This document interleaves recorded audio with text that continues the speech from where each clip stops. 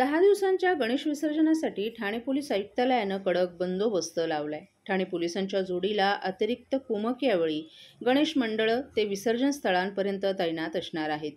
साध्या वेशात पोलिसांचं पथक गस्त घालणार आहे. मिरवणुकीसह विसर्जन घाटांवर यावेळी 105 ड्रोनची नजर असून अनुचित प्रकार घडणार नाही याची विशेष खबरदारी घेण्यात येत आहे.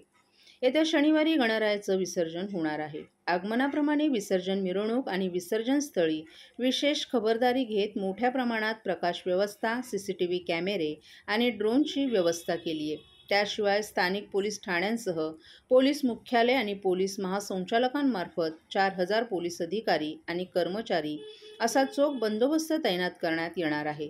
तसंच 3 SRP कंपन्या पाचारण करण्यात आल्या असून 800 होमगार्ड पोलिसांच्या मदतीला बंदोबस्ताला तैनात राहतील.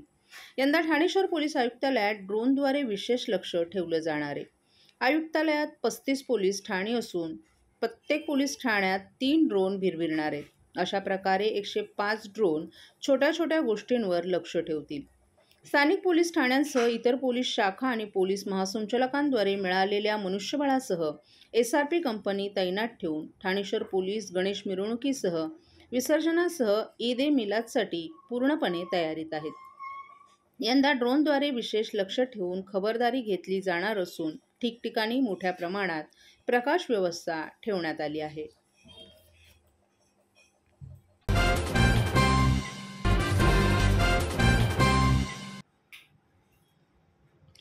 संस्कृती युवा प्रतिष्ठान आयोजित ठाण्यातील ऐतिहासिक दहीहंडी सोहळ्यानं पुन्हा एकदा महाराष्ट्राचं नाव जागतिक पातळीवर गौरवले.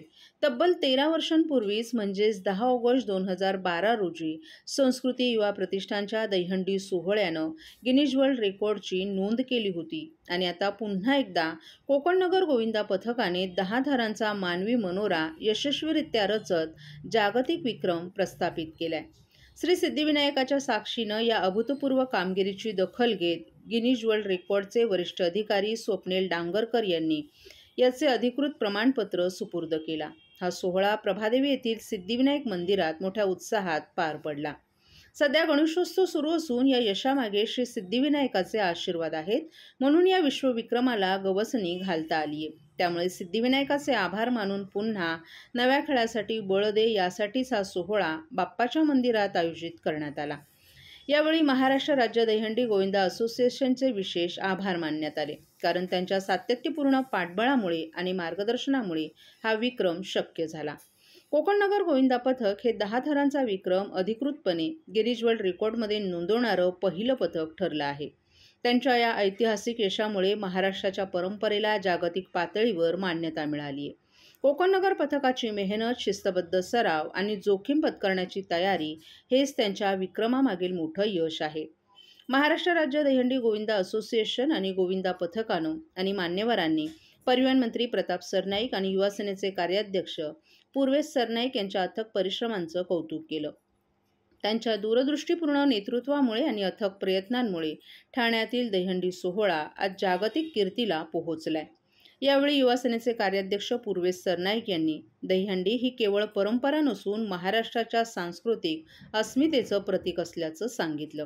आज या विक्रमामुळे महाराष्ट्राचं नाव जगभर दुमदुमलं असून ही आपल्या संपूर्ण गोविंदांची ऐतिहासिक कामगिरी असून सर्व यशामागे श्री सिद्धिविनायकाचे आशीर्वाद असल्याचंही त्यांनी सांगितलं.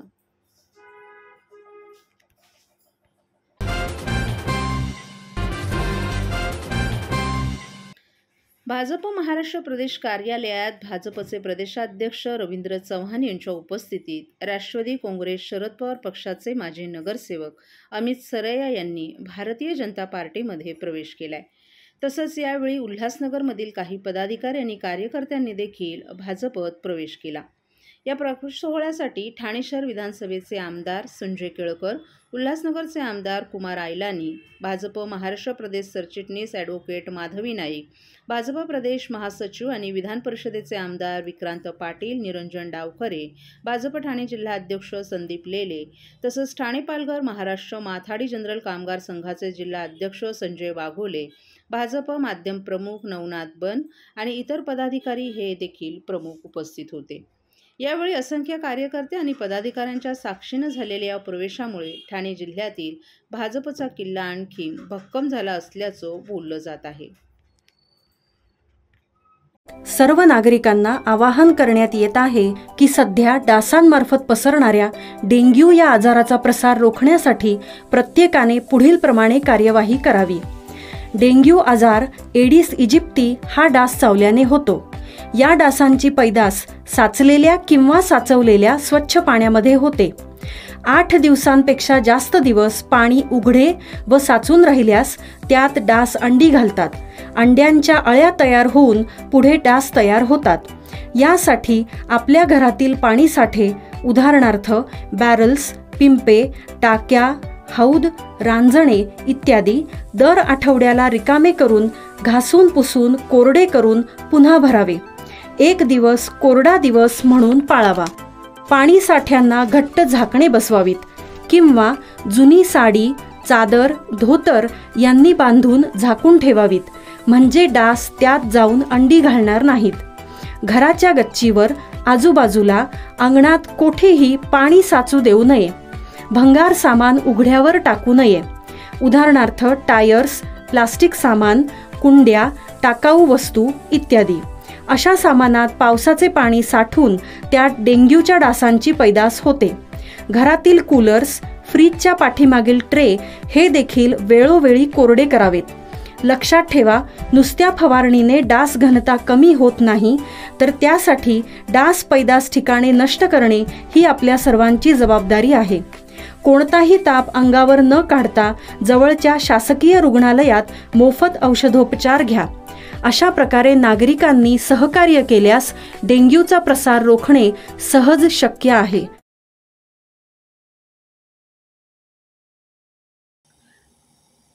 बहुप्रतीक्षित ठाणे मेट्रो प्रकल्पातील 6 स्थानकांसाठी आवश्यक असलेले गर्डर बसवण्याचं काम पूर्ण झाले. यामुळे ठाणे आणि परिसरातील प्रवाशांना लवकरच मेट्रोच्या माध्यमातून जलद प्रवासाचा अनुभव घेता येणार आहे. ठाणे मेट्रो प्रकल्पातील हा टप्पा अत्यंत महत्त्वाचा मानला जातोय. मुंबई महानगर प्रदेश विकास प्राधिकरणाने मेट्रो 4 आणि मेट्रो 8च्या कामाला गती दिली आहे. पहिल्या टप्प्यात एकूण 13 किलोमीटरच्या मार्गांपैकी 6.90 किलोमीटरवर गर्डरची कामं पूर्ण झाली आहेत. यामुळे प्रकल्पाच्या कामाला आणखीन वेग आलाय. ठाणे, वडाळा, घाटकोपर, कासरडोली या मार्गावर मेट्रोचं काम सुरू आहे. गर्डरची कामं पूर्ण झाल्यानं आता स्थानके उभारणीचा मार्ग मोकळा झालाय. पहिल्या टप्प्यात एकूण 13 किलोमीटरपैकी 6.90 किलोमीटरच्या मार्गावरील गर्डरची कामं पूर्ण झाली आहेत. पहिल्या टप्प्यातील काम जवळपास 50% पूर्ण झाले आणि उर्वरित कामही लवकरच पूर्ण होईल अशी अपेक्षा आहे. या कामांमध्ये प्रीकास्ट यू गर्डरचा वापर करण्यात आला आहे. यामुळे भविष्यातील प्रवाशांसाठी ही एक मोठी सोय ठरेल. मेट्रो 4च्या मार्गात कासरडोली, जोशीडोंगरी, मानपाडा, डिजेवाडी, विजय गार्डन आणि माजोडा या महत्त्वाच्या नोड्सचा समावेश आहे. या भागांमध्ये काम पूर्ण झाल्यामुळे नागरिकांना प्रवासासाठी चांगला पर्याय उपलब्ध होईल. ठाणे मेट्रो प्रकल्पामुळे ठाणे परिसरातील वाहतूक कोंडीची समस्या कमी होण्यास मोठी मदत होणार आहे. सध्या रस्त्यांवर असलेल्या वाहनांच्या वाढत्या संख्येमुळे नागरिकांना दररोज प्रवासात अनेक अडचणींचा सामना करावा लागतोय. मेट्रो सुरू झाल्यावर प्रवाशांचा वेळ वाचेल आणि प्रवासही अधिक सुखकर होईल.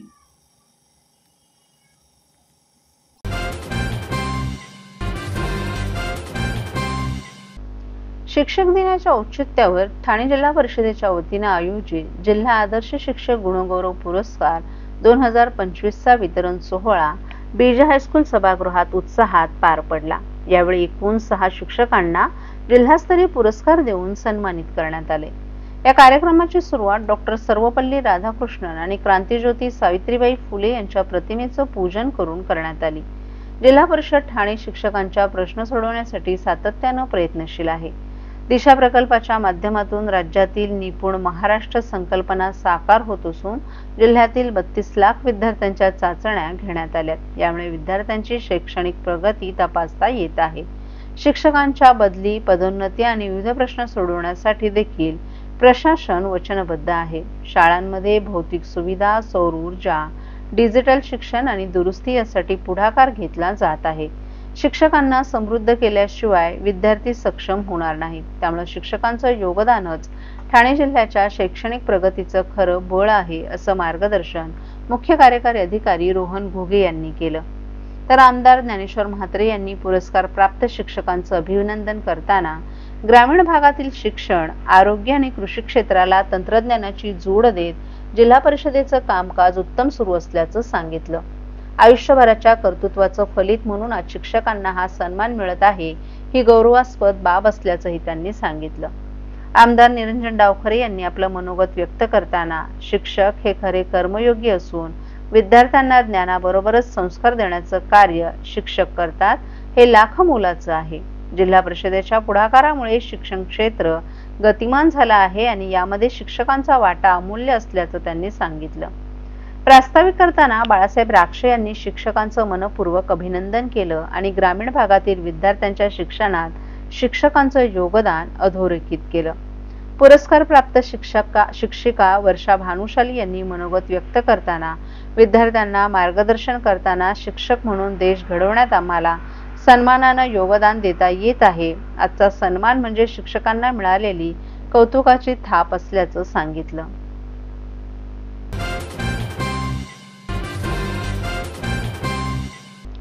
ठाणे विभागातील विद्यार्थ्यांच्या आणि प्राध्यापकांच्या सोयीसाठी अनंत चतुर्दशी निमित्त कोकणातील सर्व महाविद्यालयांना एकदिवसीय सुट्टी जाहीर करण्यात आली. या संदर्भात कोकण पदवीधर मतदारसंघाचे आमदार निरंजन डावखरे यांनी उच्च व तंत्र शिक्षण मंत्री चंद्रकांत पाटील यांना निवेदन सादर केलं होतं. कोकणात गणेशोत्सव मोठ्या श्रद्धेने आणि उत्साहाने साजरा केला जातो. विसर्जनाच्या दिवशी संपूर्ण कोकणात मोठ्या प्रमाणावर गर्दी, वाहतूक कोंडी तसंच स्थानिक प्रशासन आणि पोलीस यंत्रणांवर ताण येतो. अनेक विद्यार्थी आणि प्राध्यापक आपल्या गावी गेलेले असल्याने या दिवशी महाविद्यालयांमध्ये उपस्थित राहणं शक्य होत नाही.